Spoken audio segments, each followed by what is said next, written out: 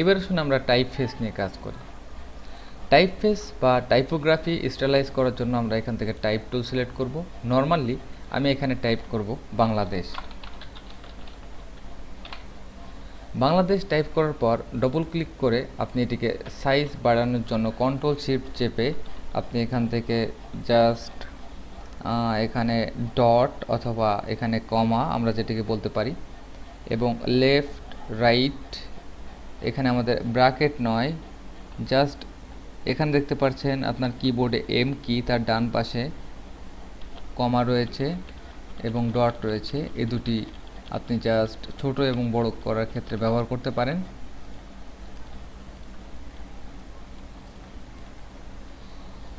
এবার আসুন আমরা এটিকে একটু স্টাইল করি।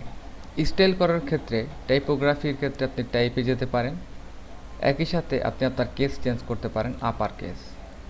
তো আপার কেস বলতে সব কিছু, আপনি যদি বড় চান, বড় হাতে লেখা চান বা ক্যাপিটাল লেটার চান তাহলে আপার কেস, সবকটি যদি আপনি ছোট হাতের চান তাহলে এখান থেকে কেস, লোয়ার কেস সিলেক্ট করতে পারেন। এবং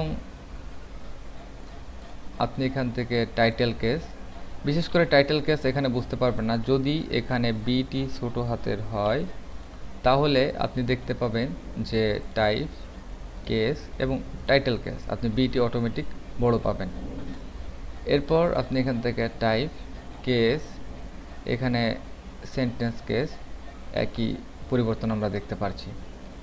তো সবথেকে বেটার আইডিয়া হচ্ছে উইন্ডো, এখান থেকে আপনি টাইপে যেতে পারেন, কন্ট্রোল টি প্রেস করলে আপনার ক্যারেক্টার প্যানেলটি আসবে।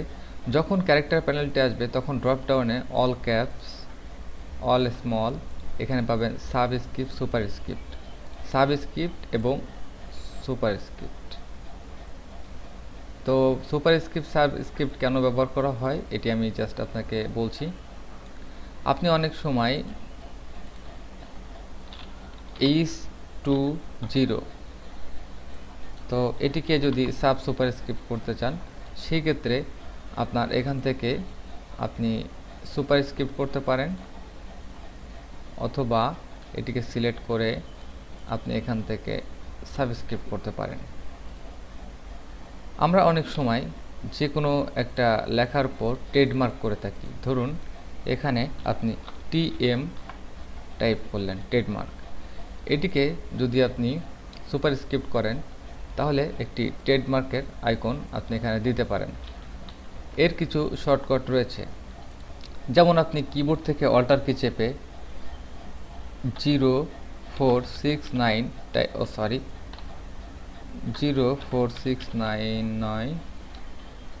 0486 AE, এখান থেকে 01793,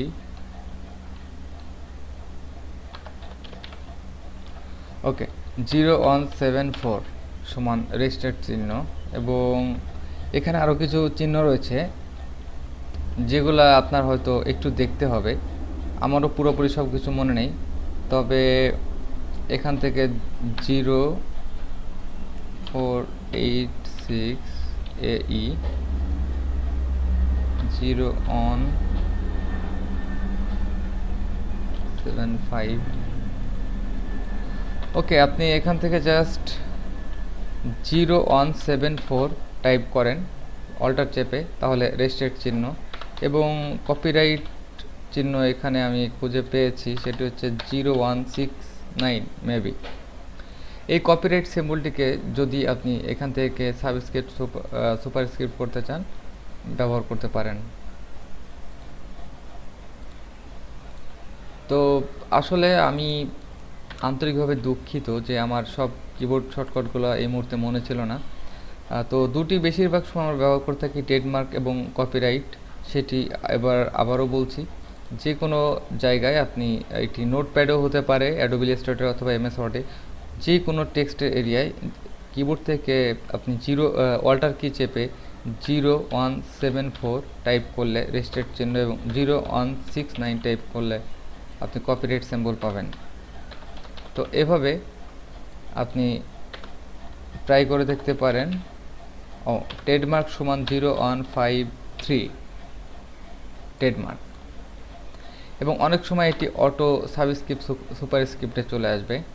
যেমন আপনি এখানে নর্মালি টাইপ করছেন, কিন্তু যখন 0153 টাইপ করবেন তখন কিন্তু ট্রেডমার্কটি উপরে অটোমেটিক সুপারস্ক্রিপ্ট হিসেবে আসবে।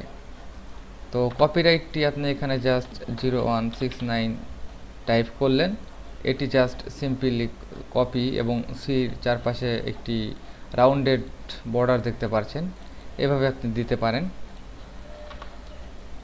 তো এখানে টাইপোগ্রাফির আরও কিছু মজার ব্যাপার রয়েছে। যদি এটি ওপেন টাইপ হয়, টাইপফেস সম্পর্কে ভালো ধারণা রাখলে আপনি হয়তো বুঝতে পারবেন। ওপেন টাইপ এবং ট্রু টাইপ বিশেষ করে বেশি ব্যবহার করা হয় উইন্ডোজ এবং ম্যাক অপারেটিং সিস্টেমে।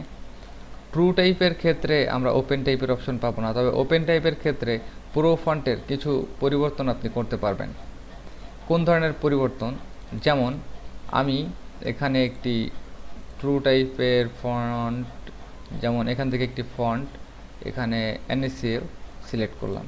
এখানে যে স্টাইলটি আপনি দেখতে পাচ্ছেন, এই স্টাইলটি পরিবর্তন করার জন্য জাস্ট আমরা ওপেন টাইপ ফন্ট স্টাইলে যেতে পারি। এসেনশিয়াল থেকে আপনি জাস্ট টাইপোগ্রাফিতে ক্লিক করলে দেখতে পাবেন যে এখানে আমাদের ক্লিপস এবং টাইপের জন্য প্যারাগ্রাফ এবং ওপেন টাইপ।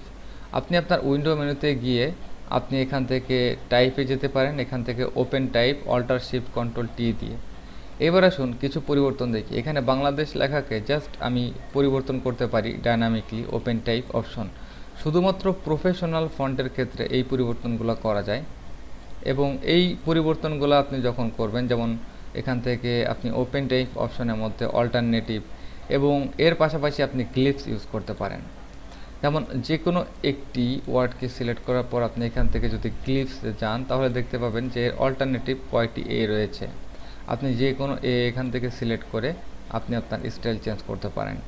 টাইপোগ্রাফির আরও কিছু ব্যাপার রয়েছে, আমি নেক্সট ভিডিও ট্রেনিংয়ে বা নেক্সট ক্লিপে আমি দেখাচ্ছি যে টাইপোগ্রাফি নিয়ে কীভাবে আরও অ্যাডভান্স কাজ করতে পারেন।